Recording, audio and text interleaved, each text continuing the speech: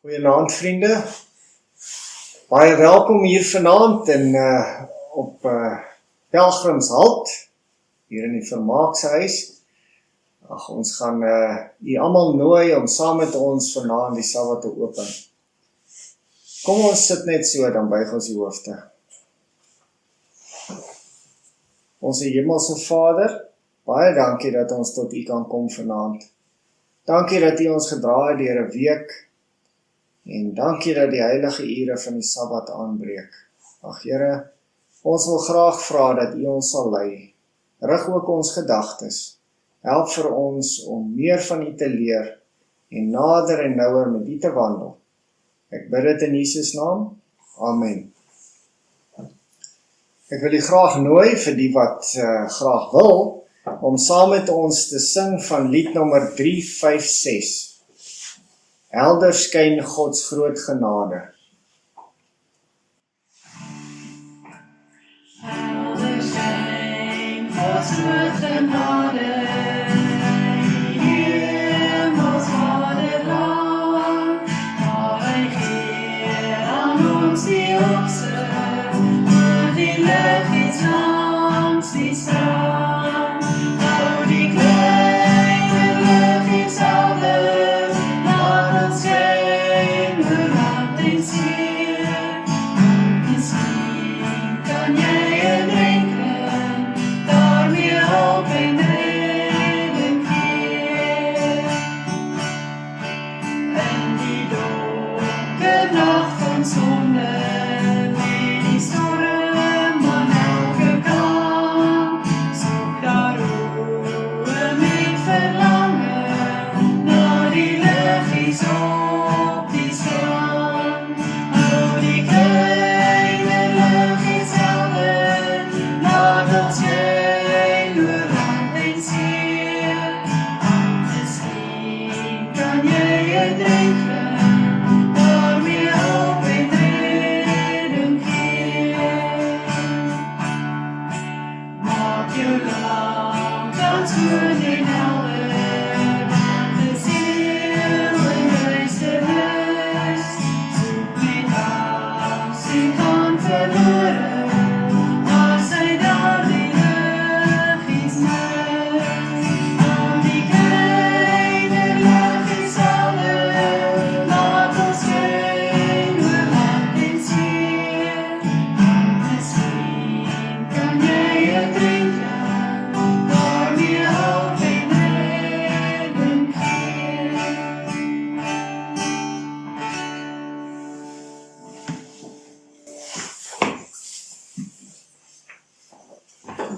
Vanaand gaan ons 'n sendingverhaal lees, soos wat ons die afgelope paar weke reeds doen vir ons aandgodsdienste. En dis ongelooflike verhale wat ons die afgelope ruk reeds gehoor het. Nou, vanaand se verhaal kom uit Papua Nieu-Guinea, en dit is natuurlik 'n eilandgroepie daar in noord van Australië. En die spesifieke verhaaltjie speel af aan die walle van die Ramo rivier. Nou, die Ramo rivier is 'n rivier wat daar in die noorde van Papua Nieu-Guinea loop. Omtrent 640 kilometer kronkel dit deur die berge, totdat dit dan uitmond daar in die noorde in die Bismarcksee. Nou, vanaand se verhaal kom dan daar vandaan. Nou, in Papua Nieu-Guinea is daar omtrent 9 miljoen mense wat daar woon, en van hulle is maar 10% adventiste. En die res is dan almal moslems, katholieke ensovoorts. So ons kan besef dat daar 'n groot werk gedoen moet word, en al lank al reeds ook gedoen is, soos wat hierdie verhaal vertel. Kan vir ons saam voorlees. Nou eendag het Puringa sy leier, leraar Cummings, gevra om 'n baie moeilike en 'n gevaarlike werk te doen in die noordoostelike kusgebied van Papua Nieu-Guinea. Leraar, ek wil graag na die dorpe gaan wat aan die bodele van die Ramo rivier grens. Die vorige keer toe ek daar was, het ek gemerk dat God se boodskap nog nooit daar verkondig is nie. Ek wil gaan en daardie mense van Jesus en sy koms vertel. Leraar Cummings het ernstig na Puringa gekyk en gesê, ek weet van watter dorpe jy praat, Puringa, maar hulle is ons glad nie goedgesind nie. Jy sal probleme ondervind as jy soontoe gaan. Maar hulle moet die wonderlike boodskap hoor, leraar. Ek ken hulle taal, daar is niemand anders wat kan gaan nie. As ek nie probeer nie, mag hulle dalk nooit die geleentheid kry om die boodskap te hoor nie. Puringa, jy is 'n baie waardevolle werker vir ons. Ons kan jou nie eintlik spaar nie. Ons het jou hier nodig. Daar is baie werk vir jou hier ook, het leraar Cummings gesê. Maar Puringa het aangehou en aangehou. En uiteindelik het leraar Cummings hom gegroet met hierdie volgende woorde. Mag God met jou wees, Puringa. Ons sal vir jou bid en uitkyk vir jou terugkoms. God seën jou. Nou, Puringa het eers skool toe kon gaan op 14-jarige ouderdom. En hy was nie regtig baie geleerd nie. Maar hierdie jong man het bewys wat God kan doen met iemand wat sy lewe toewy vir God se diens. Nou, die taak van Puringa was inderdaad 'n baie moeilike taak gewees. Hy het spesiale voorbereidings getref vir hierdie reis van hom. Hy wou seker maak dat hy alles het wat hy sou nodig hê vir sy reis. Hy het ure in gebed en Bybelstudie spandeer. Hy wou voorbereid wees vir enige moeilikheid wat miskien oor sy pad sou kom. Waarheen hy op pad was, was die mense bekend vir hulle wreedheid en hulle gehardheid. En bovenal sou Puringa stoksiel alleen en eensaam daar tussen hulle moes woon. 'n Paar dae later het hy sy kanoe die reis begin op die Booramo rivier. Dit was 'n harde en 'n langsame reis gewees, stroom op. Puringa moes heel pad roei, want hy was nie bevoorreg om 'n motor aan boord te gehad het nie. Dit het hom 'n paar dae geneem om daar uit te kom. Naby sy bestemming het Puringa sy kanoe versteek in die bosse, sodat hy dit weer sou kon vind vir wanneer hy weer terug sou reis. Hy het die bospaadjie maklik gevind wat na die dorpie toe sou gaan waar hy wou wees en het op sy knieë neergesak en gebid. Here, help my om u waarheid na hierdie mense te bring. Maak my lewe 'n getuienis van u en u boodskap. Wys my hoe om op te tree en wat om te sê. Help my om 'n siel vir u koninkryk te wen. Amen. Wat 'n pragtige gebed. Hy het toe opgestaan en die oerwoudpaadjie aangedurf. Sy bestemming was 'n groot dorp wat hooggeleë was op 'n uitloper wat op die Booramo rivier afgekyk het. Die dorp is daar gebou vir beskerming teen aanvalle van ander stamme en rondom die hoofdorp was daar ook baie klein vestings gewees. Nou Puringa het 'n vyandige verwelkoming verwag en hy was ook nie verkeerd nie. Hy is sommer vinnig gevang en na hulle noem dit die Luluai, die hoofman van die dorp geneem. Nou die Luluai het op hom gegil en vir hom gesê, ons weet wie jy is. Jy is een van die 7 dae sendingstasie. Dit is hoe hulle die 7de dag Adventiste sendingstasie genoem het. Ons het jou nie genooi nie. Jy sal al ons vrouens van ons af wegneem en dat elkeen van ons net 1 vrou oor het. Jy sal ook wil hê ons moet ontslaa raak van ons varke en ophou om betelneute te kou. Ek weet nie wat se neute dit is nie, maar nee man, dit het 'n slegte invloed op jou. Ons wil jou nie hier hê nie. Nou Puringa het toe 'n stille gebed gebid en gesê, ek het na julle toe gekom as 'n vriend. Ek het prente gebring vir julle om na te kyk en ek het baie verhale en wonderlike dinge om julle te vertel. Ek sal julle nie forceer om 'n 7 dae te word nie. Ek kan net 'n kort tydjie hier bly en dan moet ek weer teruggaan na my huis in Boguya, so iets, ek kan nie die naam mooi uitspreek nie. Die raadsmanne van die dorpie het onder mekaar gesels en kort vir Puringa vyandige gesind aangegluur. Na 'n tydjie het die dorpspreker, mens noem hom die Tutu, Puringa genader en gesê, jy kan hier bly vir 'n kort tydjie en jy kan jou stories vertel, maar jy kom nie as 'n vriend nie, jy kom as 'n vreemdeling. Jy mag nie in ons huise woon nie en jy mag nie van ons kos eet nie. Jy moet jou eie huis bou en jy moet kos van ons afkoop. Ons gaan vir jou niks kos gee nie. Puringa het besef dat hulle wou net sy geld hê en as sy geld op was, sou hulle hom wel wegjaag. Hy het 'n paar shillings op hom gehad wat sou sorg vir kos vir 'n hele paar weke. Sekerlik, het hy gedink, sou dit genoeg tyd wees dat God se liefde hulle harte sou verander. Hy was hier op 'n sending en niks, maar niks sou hom van sy taak laat afsien nie. In 'n paar dae het Puringo 'n huisie uit bamboes en koenaai-gras vir hom gebou, maar dit het voorgekom asof elke bamboes en elke graspol wat hy gepluk het, aan iemand alreeds behoort het en hy moes daarvoor ook betaal. Toe sy hut klaar gebou was, het hy ernstig begin werk. Elke oggend en elke aand het hy sy prenterolle gevat na die dorpie en met enige een wat wou gesels. Soms het volwassenes geluister, maar meestal was dit maar die kinders wat aangehardloop gekom het, soos hy met sy prenterol nader gestap het. Dit was maar sy routine daagliks, om die een klein vesting na die ander een te besoek, en oral het hy dieselfde verwelkoming gekry, meestal net kinders. Maar hy het aanhou probeer. As hy persoonlik met 'n volwassene begin gesels het, was die antwoord gewoonlik altyd dieselfde. Ons wil jou nie hier hê nie, ons is nie 7 dae nie, ons wil ons varke en ons betelneute hou. Gaan weg en los ons alleen, jy mors jou tyd. Puringa het aangehou. Hy het die siekes besoek, met die kinders gespeel en gehelp met die werk in die dorpe. Maar in elke dorpie het dit voorgekom, asof niemand van Jesus se liefde wou leer nie. Al wat hulle van hom wou hê, was sy geld. Hulle het piesangs, papajas, patats en jams vir hom gebring om te koop. En Puringa se geld het stelselmatig opgeraak, totdat hy eendag sy laaste shilling betaal het vir kos. Was God besig om sy geloof te toets, het hy gewonder. Of was dit dalk 'n teken dat hy die mense nou moes verlaat en terug gaan huis toe?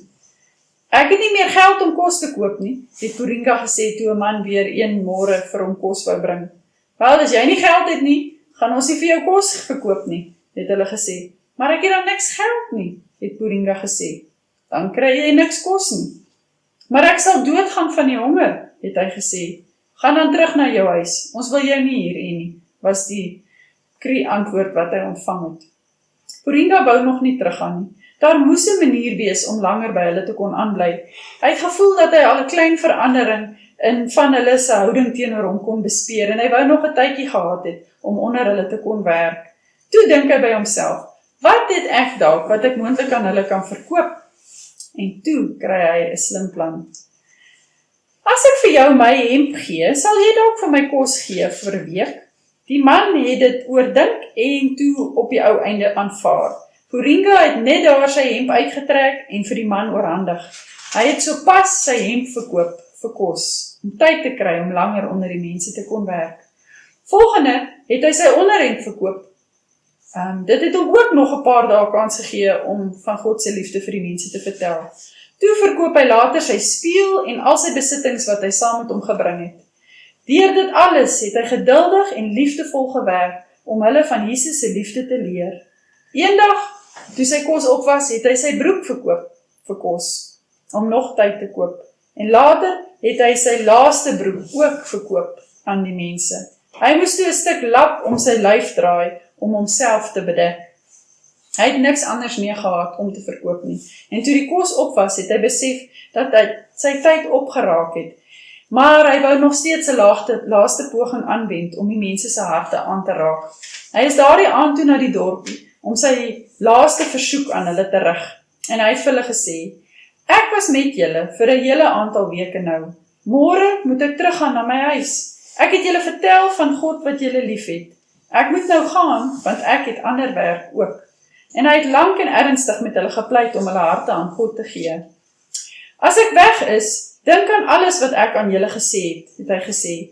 Ek sal vir julle bid. Mag God julle laat besef dat julle hom werklik nodig het. As julle enige hulp ooit nodig het, kom asseblief na die 7 dae sendingstasie en ons sal probeer om vir julle te help.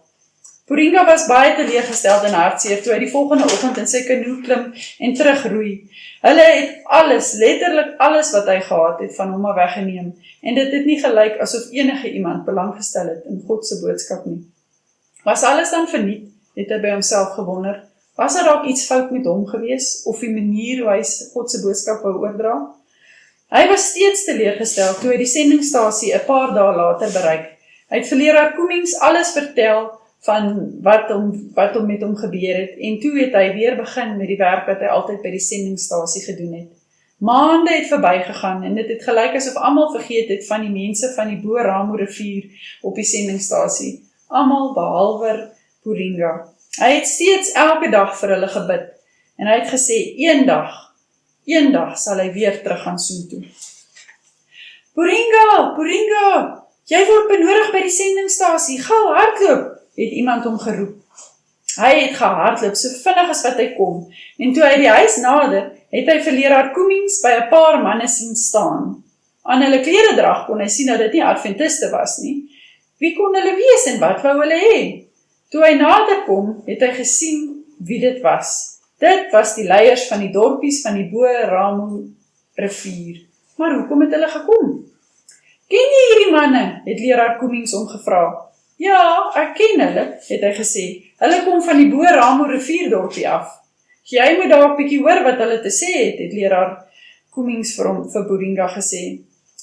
Ons het gekom om jou te sien, soos jy vir ons gesê het die ou Tutu vir Puringa gesê. Na jy weg is, het ons begin dink. Ons het jou verhale gemis. Ons het onthou hoe jy gesê het dat Jesus se koms is baie naby en ons wil graag gereed wees. Ons het gepraat oor jou optrede toe jy by ons gebly het. Jy is 'n baie goeie man, Puringa, en ons is sleg en selfsugtig. Ons het gekom om dinge nou reg te maak. As gevolg van die manier hoe jy geleef het, het ons kom vra vir 'n onderwyser om terug te kom na ons toe. Ons het die sendeling hier gevra om jou weer terug te stuur na ons toe, sodat ons nog meer wonderlike verhale oor Jesus en sy liefde kan leer. Ons wil graag leer hoe om 'n 7 dag te word. Maande later het Puringa gesit en speel met 'n knoop van 'n nuwe hemp wat hy gekoop het. Dit was spierwit, soos sy glimlag.